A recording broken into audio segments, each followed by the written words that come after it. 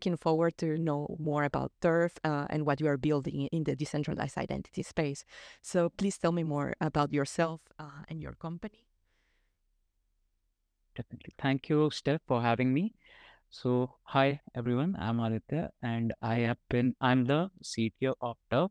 We are building an esports facilitation platform where we are building an infrastructure for facilitating any kind of esports event on chain. Why this is needed? So, with the there is a time when a different domain kind of rises.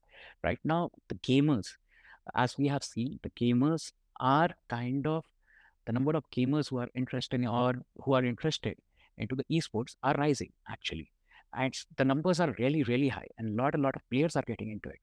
So as such, we saw that still in the esports communities, what happens is any competition when it is facilitated, they take Excel sheet where they store in that Excel sheet the credentials of the gamers, and against which they kind of ask uh, facilitate the entire esports competition. And later on, when the game, let's say a bracket or round one in the bracket has been finished or completed in an esports competition, they ask for respective screenshots from the gamers in order to understand which uh, gamer has won or not won. So this entire process is too much manual actually, and we are into a digital phase. So it didn't make sense. And there is no trust actually. So that's where we thought like this needs to change actually. And the amount of uh, gamers that are there. So just like early YouTube days, right? People used to watch, but not much of the creators were there. And all of a sudden, the creators economy, when it came into different social media platform, all of a sudden, what happened? A lot of creators came in. They got interested. Just imagine if gamers can really incentivize their skill set, how cool it would be. Obviously, uh, the gaming shouldn't only have to be fun, but gamers economy, when you attach to it, it would be, it would create a different dynamics altogether, just like creators economy and gamers economy dynamics in gaming sector. That's where esports come in. So we thought about it, like we researched a lot.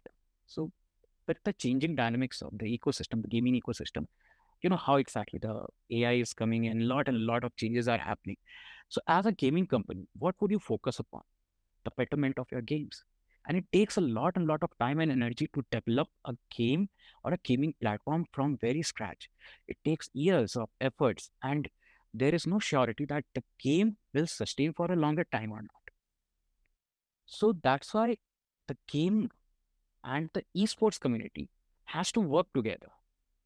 The esports community can host competitions. It should be as easy as doing uh, recording a video and doing a podcast or a YouTube, right? So which we are doing right now. So it should be that easy. So that's where the idea of Turf came in. Why shouldn't we use the trust of Web3 into creating a tech stack through which any gaming community or esports competitions can be facilitated? So that's what we are building. At Turf, we are building an infrastructure through which any uh, gaming competition or esports competition can be facilitated easily. It's an Oracle network altogether. So what happens is we ask gamers to log into our platform. It's just a basic idea that I'm giving right now. To log in to our platform, we create on-chain identity for those gamers based on the socials or the credentials that they provide. Uh, we What kind of credentials do you do, like a KYC process before onboarding them, or how does it work? So they can provide their entire social, like if they have a social presence like on Google or on the Steam or on Discord. Most of the esports competition right now is on Discord, happens on a Discord community. So with which actually Discord became really, really famous.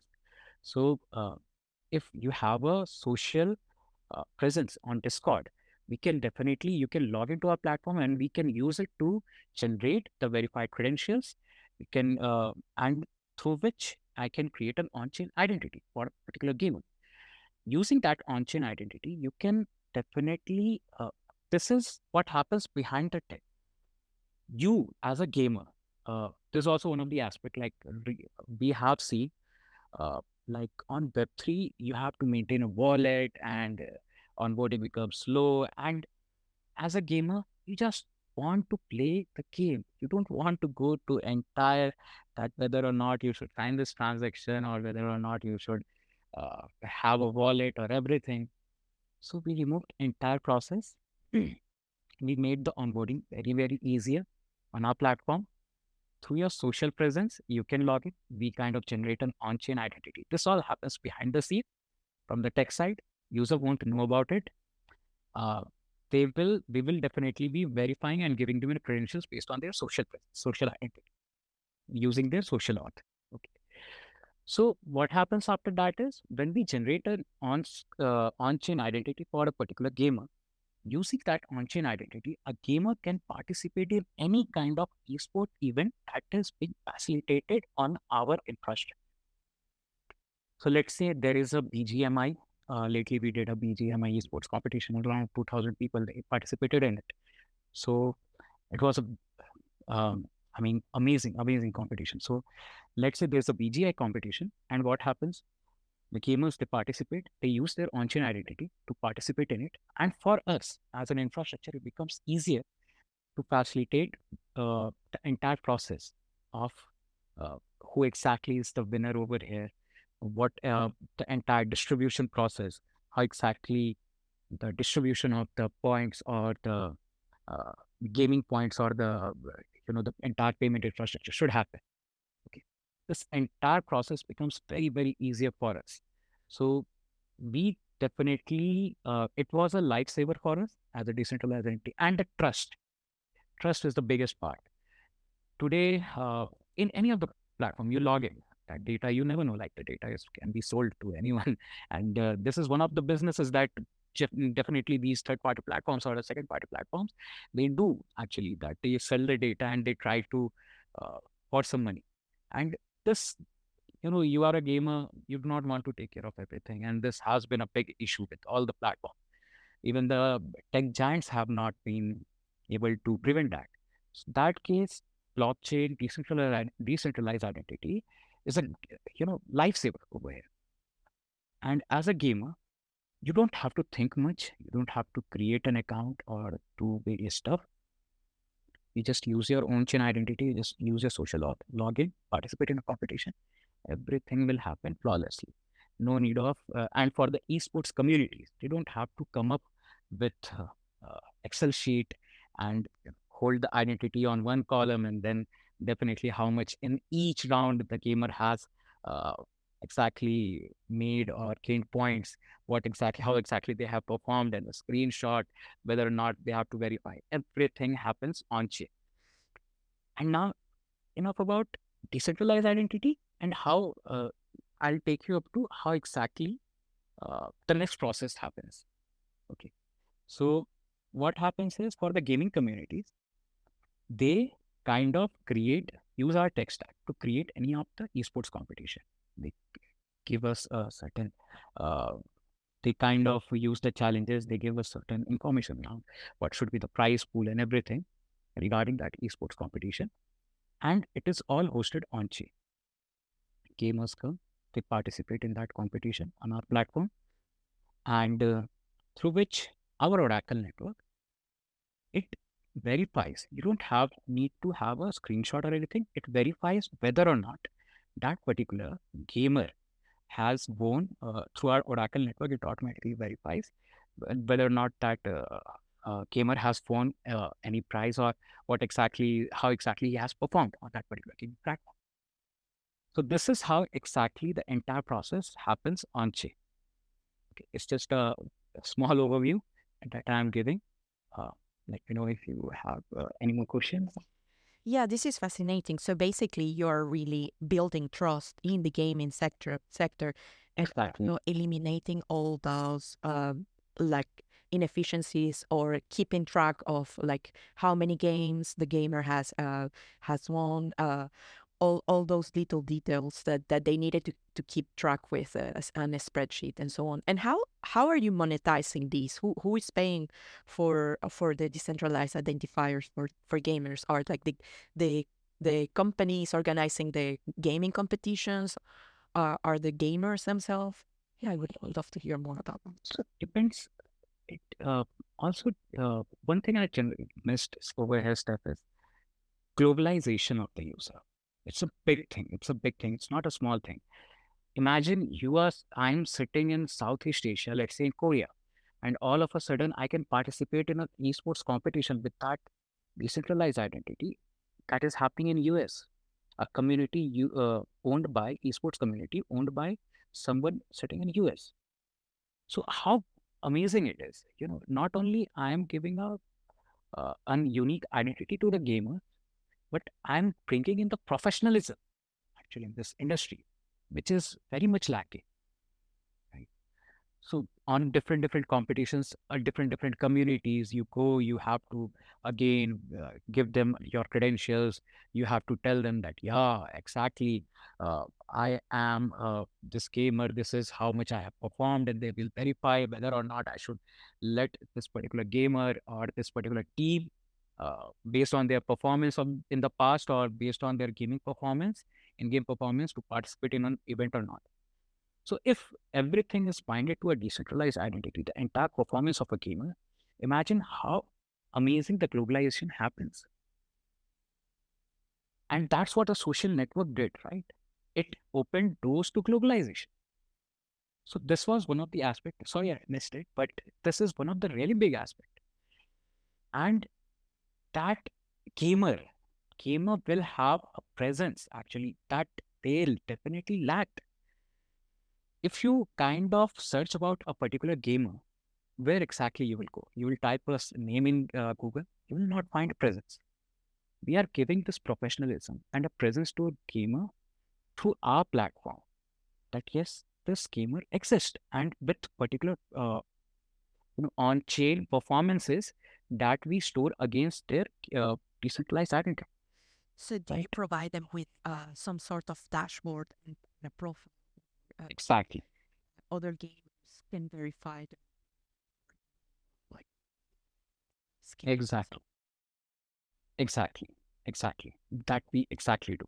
So once they have generated their verified credentials, once we have uh, provided them the decentralized identifiers, after which they can associate respective games against those DIDs.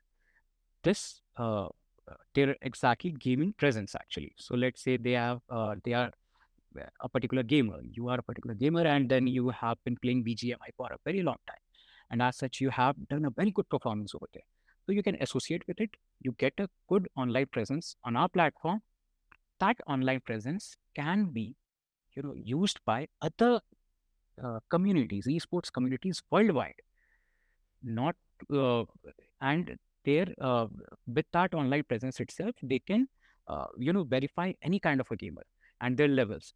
They don't have to go through the entire manual process. The idea was always to bring in trust, make it far more digital and easy. So all the barriers of esports that we can solve via our infrastructure through Web3. And the cost should be minimum as possible. And for your question that you asked, right, that how exactly we can, who exactly is paying for that?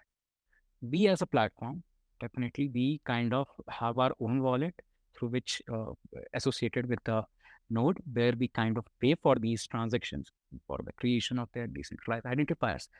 But we get paid from the sponsors actually of those events. These esports communities, they pay us actually. And it's not a very big amount. We are dealing with numbers, and so not like one competition. We want big amount. First, we want to capture the entire market. That's a marketing strategy, and a lot about the marketing. So coming to a technical part, that's how entire things happen. And when they pay, so let's say you are an esports community and you are sitting in US, and there is a guy in South Korea who is playing in your esports event, who has participated in your esport event, through Web3, through the tokens, you can easily cross-border payments can happen, right? And the best part is we from day one wanted to keep our infrastructure, uh, plug-in ready. Any kind of a payment providers or a payment uh, network can integrate to our network so that we don't have to take care of everything. They can, easily integrate with us, and on their own process, they can take care of the entire different cards or how exactly on chain and off chain, entire process happens. So this is pretty much about it. Hope that answers your question. Yeah, for sure. And in which network are you operating? Because you mentioned that so you manage these identities as a wallet. And also you operate also as a wallet, like getting some commission fees based on the number of transactions. So yeah, Mm. tell me more about.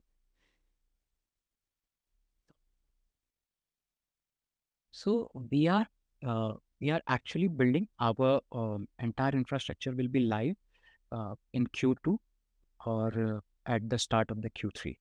In between these two, we are right now testing in-house our infrastructure. Uh, so that's how it is. Uh, but that's our current stage. So, but we are building on top of a Polygon app chain.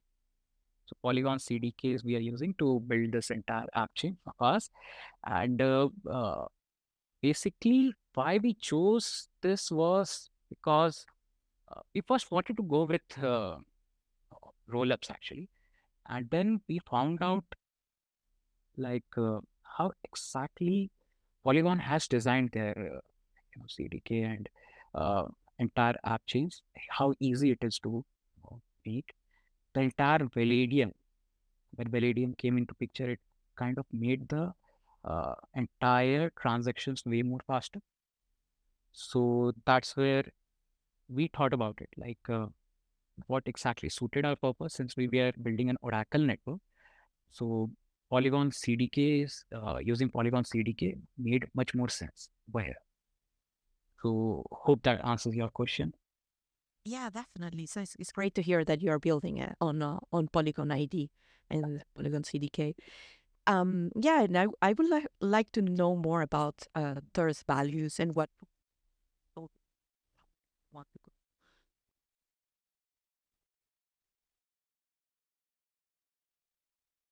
So recently, very big players have come into this picture for esports. We have Geo Gaming and some really big players. So Geo is backed by Reliance. It's a very global company and it's a really big. So as such, uh, our vision is what exactly they don't give provide is the cross border actually the cross border facilitation of esports. That's the very first thing. Giving, bringing back or building the professionalism actually in the esports sector. So for the gamers, so in the esports sector, as I said, right, like everything happens on Excel sheet. The gamers have to go into the Discord servers, respective Discord servers. They have to prove their again and again to different communities what exactly their gaming performance is, and based on that, those communities decide whether or not they can join particular esports competition or not. So our vision was to remove this entire barrier and using the Web3 infrastructure, how exactly we can take it global. So we wanted to build a gamers economy for the gamers. Ultimately, if you're a game player, just imagine you can use your skills to incentivize yourself to earn a living. And it's not just a small amount. Every week, you can say around uh, in my area where I live, every week around 10 esports competition happens. That is offline competitions. Just imagine if we bring it digitally online, how big a picture can be built over here, and that to global. So that's our vision is bringing, uh, digitizing esports sector and bringing trust and value to the gamers, gaming communities. through Web3. Uh, that's pretty much it. That's amazing. Really great vision of empowering gamers, bringing more trust to the space, and also more freedom to play from anywhere in the world. Exactly. And what do you think is needed in the decentralized identity space to make it more mainstream, to bring more people into this space, and also to foster more collaboration between different identifiers? Because I believe that in the future we will need to bridge the gap between identify work, identify health identity. Hmm. I feel we are in a very good stage actually right now itself. Adoption is going on amazingly. I've seen in my country, in India, actually, there are lots and lots of government bodies who are already adopting to the decentralized enterprise. Recently, there was some OTP scam happening.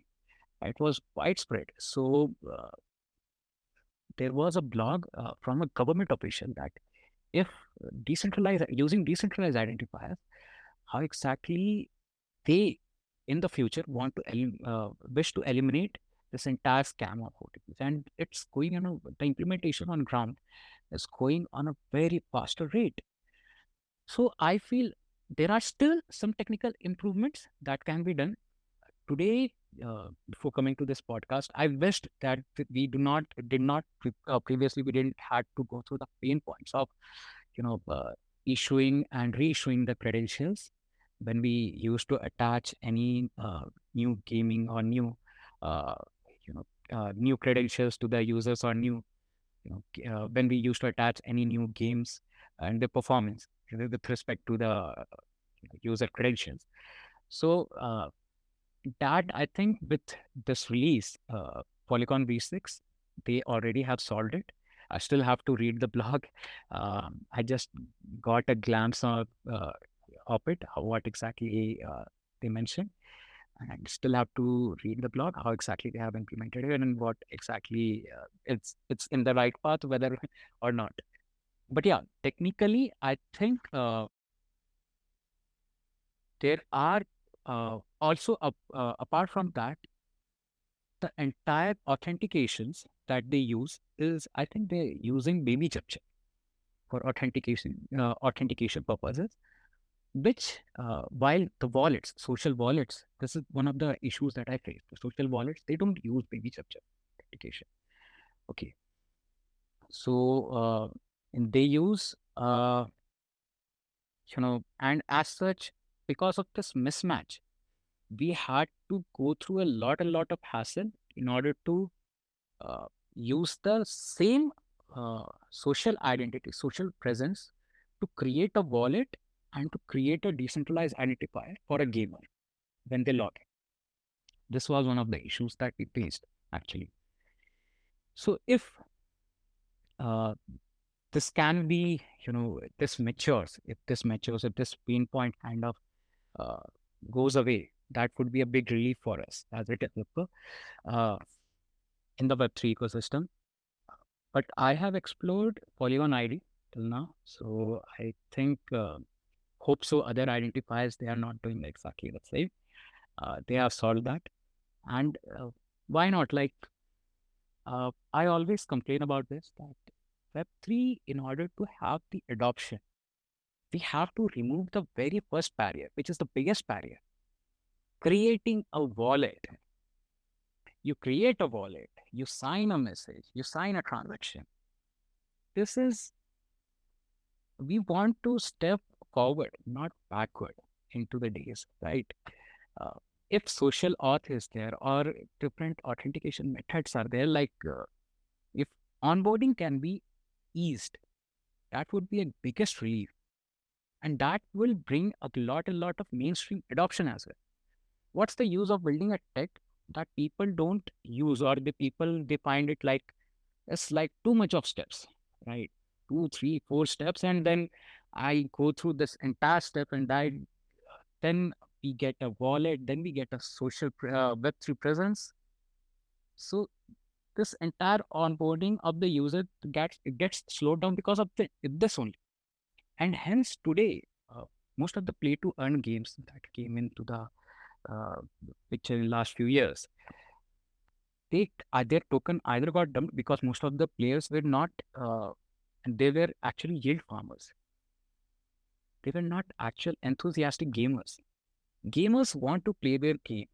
They are not focused upon how exactly you kind of onboard them and all. They want a smooth onboard, right? They don't want the system to be broken. And so we have to provide that trust, and we shouldn't break this particular onboarding process that has already always been a smoother one. So we have to combine these two. And as such, this was one of the things that we worked upon. And I wish in the future, Polygon ID also works upon, right? Um, with the social identity, social wallets actually. Uh, okay. So that's something on top of my mind that I can say. So you're really working hard on making the user onboarding as seamless as possible.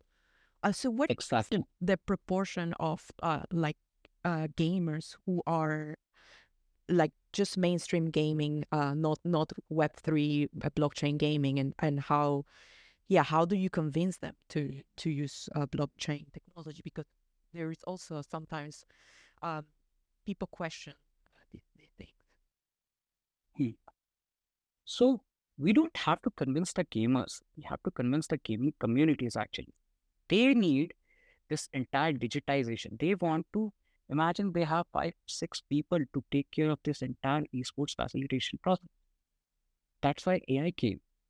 So that's why blockchain came to remove certain hassles, right? To digitize the entire process. So we are removing these barriers for the esports community. While doing that, we don't want them to lose the entire community of gamers that they have built with their hard work. So that's why we worked really hard upon smooth smoothening the onboarding process actually for the gamers while we are building this infrastructure for the gaming communities. So this was our vision, and we have kind of achieved that. So That's hope that answers your question. Yes, that's great. So yeah, you are really working on convincing the communities and the benefits that will bring the decentralized Exactly. identifiers on building trust, easing the processes involved. So that's great. Yeah.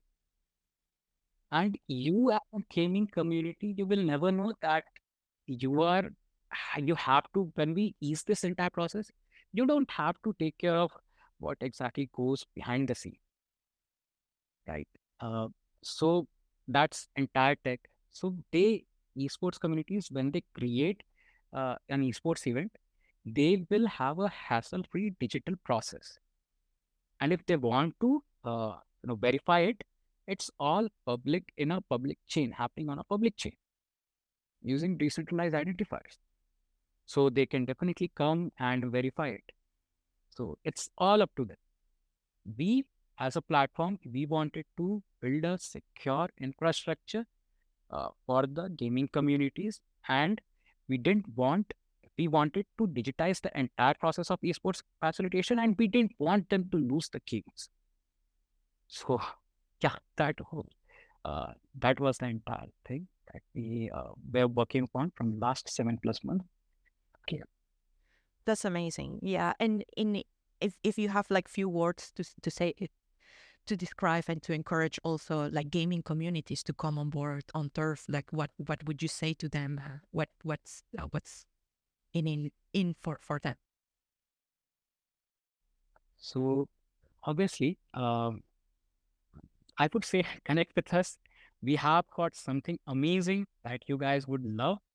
We have a esports community, almost around 5+ esports community associated with us, and 500K plus gamers. That's a big number. Whether you are a Web3 gaming company or a Web2 gaming company, connect with us. I mean, we can these esports community. You need these esports communities. You need these gamers, and they need you in return as well. So let's work together under one roof And yeah, let's get started. Amazing. Do you have any updates or features coming up that people should be excited about in the turf community? Yeah, so we are kind of integrating few more games on our platform. Axie Infinity would be the next one that we are integrating. And yeah, few more games we are actually uh, onboarding. That's still in the queue. So almost around by the end of the next month, I think by the start of the next month, you can expect around uh, 5 more games to be added to our stack. So when I say these games, so people who are playing these games on our platform can associate these gaming credentials and that they can use on the different gaming communities to play any kind of esports event. So that's how it is. Amazing. So that's coming up, and yeah. Amazing. That's really exciting. Any way to get in touch with you and your team if someone is interested in turf and getting So onboarded? they can definitely they can reach out to us on connect@zeroextra.gg, and definitely I'm present over LinkedIn as well. I'm present over Twitter. On Twitter, you can on LinkedIn you can find me. My name is Aditya Gautam. You can just type in my name. You'll definitely get me. It's a very unique name, so you'll get me on Twitter, on LinkedIn as well. Okay, or you can reach out to. You can directly DM us over Twitter as well. We have a top Twitter presence, and you can directly DM us over there as well. Thank you so much for listening. And please don't forget to subscribe and follow us on social media.